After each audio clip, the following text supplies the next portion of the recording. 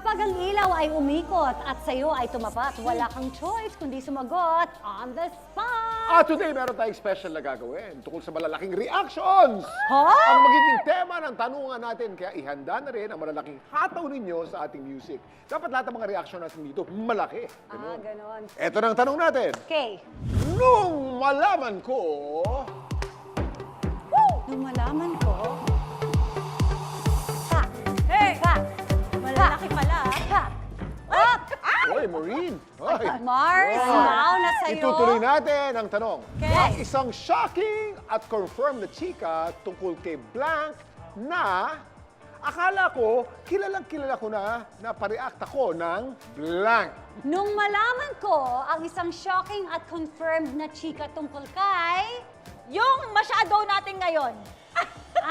Okay. Naakala ko, kilala ko na. Napariak ako ng... Mas kilala mo, kuya! Safe masyado to. Pero Safe! mas malaki pinalitan ko, mas kilala mo! Mas kilala ko. Okay. Okay. Bakit ka Okay. na-shook ng ganon? Malaki daw dapat yung reaction. Na-shock ka nung nakatrabaho ka? Na-shock ka talaga? Yes! Anong ginawa naman niya na na-shock ka ng ganyan? Multitasking, ang dami! Talagang hyper na hyper. Kayang gawin lahat, all at Kayang the same gawin. time. Okay. Magaling ka doon, ha? Magaling ka doon. Nailusot mo yun, Yes. Marisa. Safe, Okay, safe. next. Sabi mo kanina, walang iya eh. Alright, ito ang ating Iba yung next. nasa isip ko, kuya eh. Hindi ko napigilan. Hindi ko napigilan. Hindi ko napigilan mag-ano. Ano to? Hoy! Ano to? Dalawa. Kami ilaw.